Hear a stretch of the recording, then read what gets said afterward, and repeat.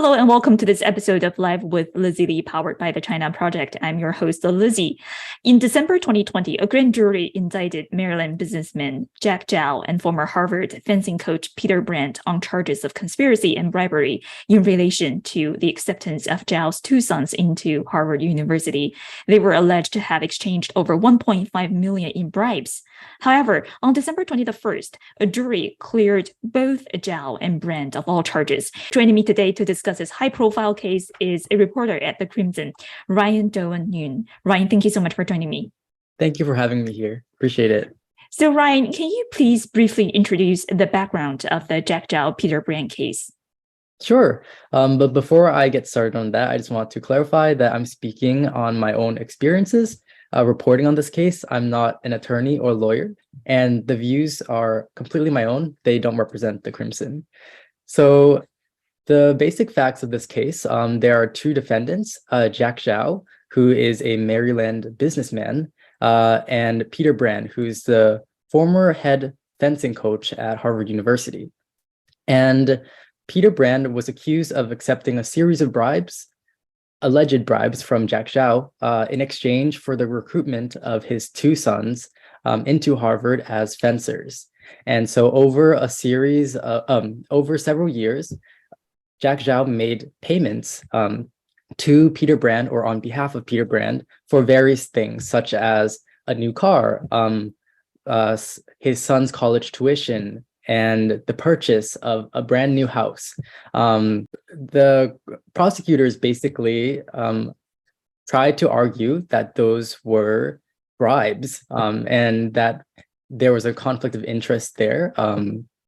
So that's the very basic facts. Right. So what were the main arguments presented by the defense, and why did the jury come to the unanimous verdict of acquittal from your point of view as an observer? So the defense argued a lot about the qualifications of the Zhao kids. They argued that the Zhao kids deserved to be at Harvard, and they went through very extensive processes of explaining each of their school records. They read letters of recommendations from their high school teachers, went through their SAT scores and their grades during high school and at Harvard.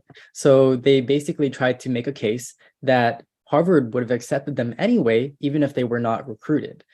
They also tried to appeal to emotions of the jurors and tried to establish Jack Zhao as being a friendly person who gives personal loans to all of his friends. That this case of him loaning Peter Brandt various things was part of a lifelong pattern of generosity. And it came from his goodwill and not some ulterior motive to get his sons in. Right, fantastic. Speaking of college admission, how do you think this case is different from the Varsity Blue Scandals a few years ago? Yes. So the most apparent thing is that the amount of money involved in this case is significantly higher than any of the Varsity Blue Scandals. Those totaled at most a few $100,000, but this one, the alleged bribes totaled $1.5 million. So that was the first major difference. The second difference is that the two Zhao sons, Eric Zhao and Edward Zhao, were immensely, I would say personally, qualified in terms of their grades, their test scores, teacher letter recommendations. Whereas in the Varsity Blue Scandals, you had the sons and daughters of high-profile celebrities and business executives who did not have the numbers to be at a very high school. They hired people to change their test scores, to take the test for them, and forge letters of recommendation. Whereas Edward Zhao and Eric Zhao were able to be academically qualified on their own. Right, fantastic. And this is obviously not the first time Harvard's donor preferences and legacy preferences in mission have come under fire. Do you get the sense that this case has moved the needle in one direction versus the other? What's the general sentiment when you talk with your peers about this case? What's their perception? Yes, when I talk to my peers about this case, there are a lot of people who feel more strongly about wealth and the role it plays in college admissions. And I think this case has really spotlighted corruption or potential corruption, it brought us back to 2019 and has showed us that the Varsity Blues scandal isn't sort of an isolated incident. It's always been reoccurring throughout history and is still occurring today in places we don't realize.